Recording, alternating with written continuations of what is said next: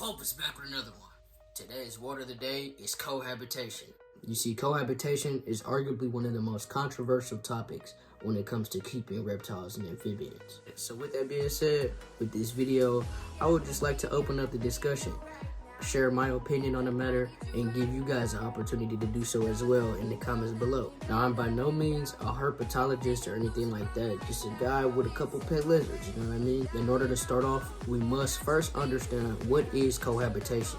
Cohabitation is the state or fact of living together or existing together at the same time or place. In order to better understand cohabitation, I have broken it up into 3 separate groups. Each group having their own set of pros and cons. Group number 1, same species cohabitation. Group number 2, different species cohabitation. And group number 3, multi-species cohabitation. I made the group different species, referring to different species of reptiles and amphibians being cohabbed. I refer to multiple species as not just different species of reptiles and amphibians, but bioactivity as well, like cleanup crew, meaning isopods and other organisms besides reptiles and amphibians. Let's talk about the pros and the cons of cohabitating multi-species. The first pro associated with keeping multi-species together would be the chance of bioactivity. When keeping the correct organisms together in the same setup, you can have the potential to have a seamless sort of relationship of breaking down of organic material, just like how it would occur in nature. Another pro for keeping multiple species together is you as a keeper get a great sense of ecology. Getting a chance to watch organisms interact with each other in a natural setting gives the opportunity for the keeper to learn more about ecology, not only inside the setup, but outside as well. Only con I could think of really with keeping multiple species together would definitely be predation. Before you house multiple species in one setup, it's important that you understand each individual organism's trophic level, niche, and place in the food chain. Nature is going to be nature regardless of if it's inside of a box or not. So, organisms are going to eat other organisms. That's just life. Next, let's talk about the pros and cons of keeping different species together. The first pro I can think of when keeping different species together is just how interesting it is.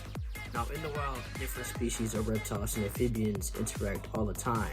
You can find different species hiding under cover together, eating at the same food sources, etc. So getting a chance to see different species of reptiles and amphibians interact with each other in a natural setting really is a fascinating spectacle to watch. Now that's if done correctly.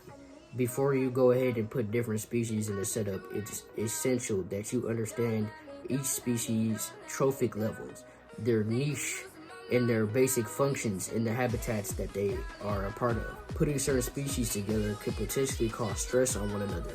That's why it's important to know the species that you're working with, the habitat that it comes from, its role in that habitat, what it eats, its relationship with the other species in its respective habitat. Not to mention another con, which would be disease. You definitely don't want to introduce disease, because there's things like fungal infections wiping out snake populations and chytrid, which is super detrimental to amphibians. You have to be very careful with mixing species, because it can jump and you don't want to introduce pathogens to any native populations or stuff like that. Now let's talk about the pros and cons of keeping the same species together. One pro could be the fact that some species of reptiles and amphibians are social to a degree and benefit from interacting with members of their own species.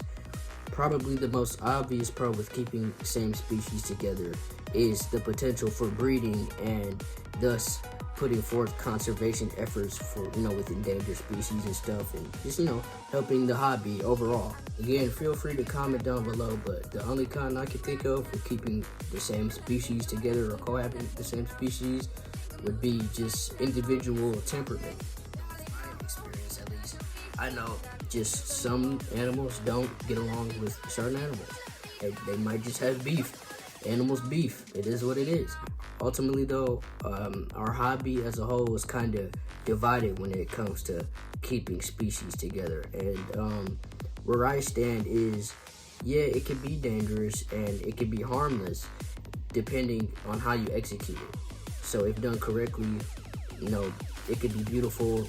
If done terribly, it can certainly cause issues and be dangerous. Your species, your trophic levels, your niches, the habitats, and all that. And yeah. So with that being said, let me know what you guys think about this video. It's kind of my first like real discussion video where we just sit down and chop it up. I want to also thank you guys for getting me to 1K subscriber count. That is just ridiculous. I want to thank each and every one of you from the bottom of my heart. I'm going to keep sending out these bangers as long as y'all keep showing love. So again, I appreciate that. If you liked the video, go ahead and leave a like. Feel free to comment. Subscribe is much appreciated. Deuces.